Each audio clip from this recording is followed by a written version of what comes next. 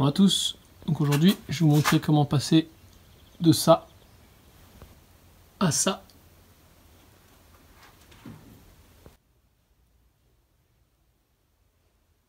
Donc voici le genre de tomates que j'utilise, donc c'est des tomates anciennes qui ont été décollées. Donc quand on les décolle, souvent en fait il reste de la chaux, de l'ancien ciment qui est dessus, donc il faut vraiment tout nettoyer pour que tout soit propre. Voici le rebord de fenêtre concerné. Vous voyez, en fait c'est assez simple à poser, hein. L'idée là c'est que je veux juste faire un débord de 1 cm par rapport au dessous. Il y aura un peu d'enduit qui sera fait.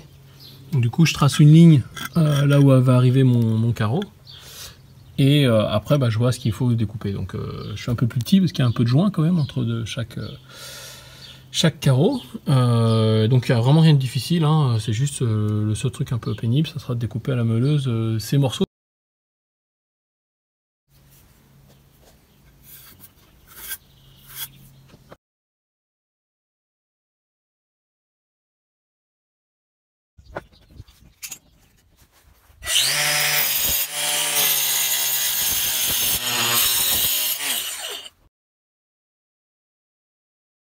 Voilà, donc là pour la pose on fait comme du carrelage.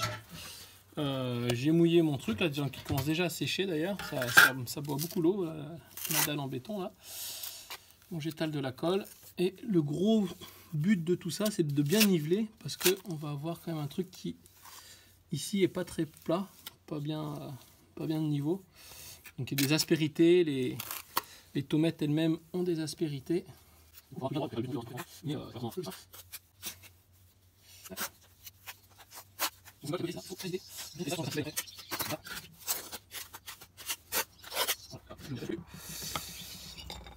on y va. Donc pour une très bonne adhérence, on les double en colle, c'est-à-dire qu'on colle également, on fait on beurre un peu le dessous du carreau qu'on va coller. Voilà.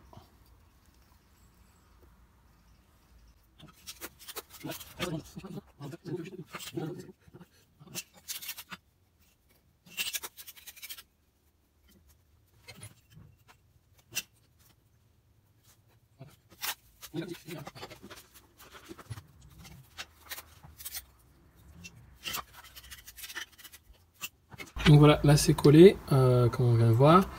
Voilà, j'ai contrôlé le niveau, tout ça. Il y a un peu, voilà, c'est des tomates, hein, donc forcément c'est jamais très régulier, mais on essaye, voilà, que surtout au toucher ça se passe bien, que les joints soient réguliers.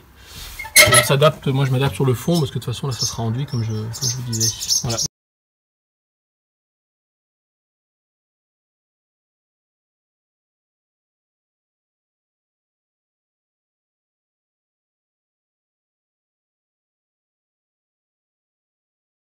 Donc là j'ai fini la pose, donc là le collage plutôt des tomates.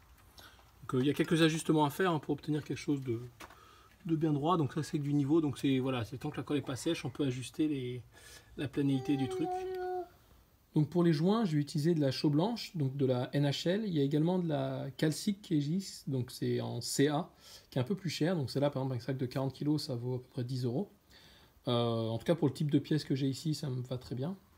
Donc on va mélanger notre chaux à du sable, à une proportion de 1 tiers de chaux, 2 tiers de sable. Donc du sable assez fin, 0,2. Donc là par exemple un sac de 35 kg comme ça vaut à peu près 3-4 €.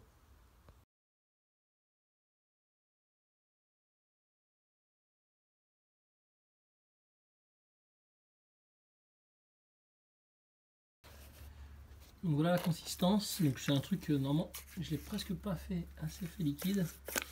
Voilà, normalement en fait là j'en ai fait vraiment beaucoup parce que beaucoup. En réalité je vais faire les joints des pierres à côté là, des briques, donc du coup j'en ai plus ce qu'il me faut. Aussi il faut penser, là je vais le faire à mouiller en fait tous les endroits où je vais en mettre. Donc là, voilà, j'ai mon mélange. Il y en a beaucoup, hein, pour les simples joints des tomates. Faut bien prendre une espèce de spatule en caoutchouc pour le carrelage. Et en fait, on va venir garnir en fait tous les trous, donc un peu salement, on va voir. Et en fait, c'est vraiment ensuite qu'on va venir brosser tout ça, nettoyer à l'éponge pour que ça enlève les excédents.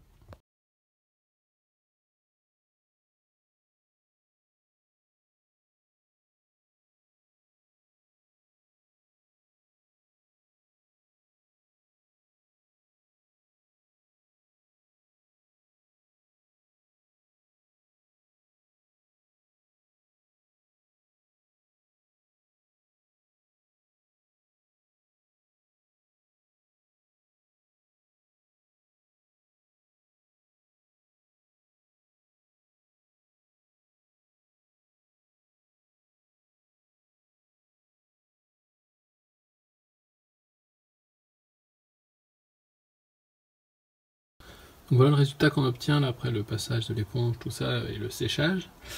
Ça donne un effet un peu passé avec un petit voile de ciment sur les tomates. Donc là l'idée ça va être de d'appliquer de l'huile avec de l'essence de térébenthine pour essayer de raviver la couleur des tomates. Donc normalement on utilise plutôt de l'huile de lin mélangée à de l'essence de térébenthine pour raviver la couleur des tomates. Donc on fait pareil pour les briques par exemple. Là dans l'exemple de la vidéo, j'ai plutôt utilisé de l'huile de tung. Donc l'huile de tung c'est une huile qui est utilisée en menuiserie. Donc là j'en ai une que j'aime pas trop parce que je trouve qu'elle est trop foncée. Je vais la recycler ici dans l'exemple. J'avais fait un essai précédemment sur notre support et je trouvais ça plutôt convaincant. Donc ça, c'est un peu les mêmes propriétés, sauf que ça fonce un peu plus la couleur des tomates, des briques. Et donc là on va faire un essai. Au niveau de la proportion du mélange, en fait ça va dépendre vraiment de la porosité de votre brique ou de vos tomates. Parce qu'en fait, en général on met l'essence de térébenthine plutôt pour diluer l'huile de tung ou l'huile de lin. Et du coup, ça, en fait, on voit un peu tous les mélanges, genre 1/3, 2/3, 2/3, 1/3 ou moitié-moitié. Et en général, on va plutôt appliquer, en fait, mettre plus d'essence lorsque le support est fermé, c'est-à-dire qu'il aspire peu. Si vous faites tomber une goutte d'eau, est-ce que ça aspire la goutte d'eau rapidement ou pas?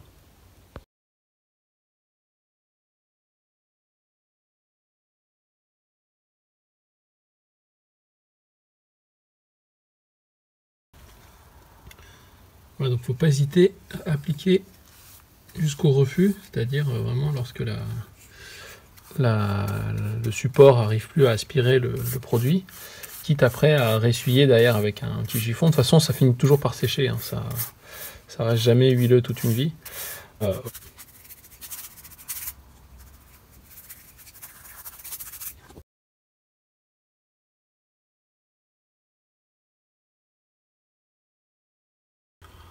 Voilà le résultat après un jour de séchage en une seule couche. Donc le support est bien rouge maintenant, bien imperméabilisé. Je suis assez content du rendu. C'est finalement assez peu de boulot et un rendu de fenêtre assez sympa. Ça marche également pour les briques à côté, donc c'est pas l'objet de la vidéo, mais je vous le montre quand même. Voilà, petit détail quand même, j'ai fait l'enduit qui est un peu gras et du coup, vous voyez, il est c'est un peu fissuré. À des endroits, j'aurais dû peut-être plus arroser. Donc ça, c'est un truc, il faut faire bien attention. Voilà, la vidéo est terminée, j'espère qu'elle vous a plu. Et abonnez-vous si ce n'est pas déjà fait.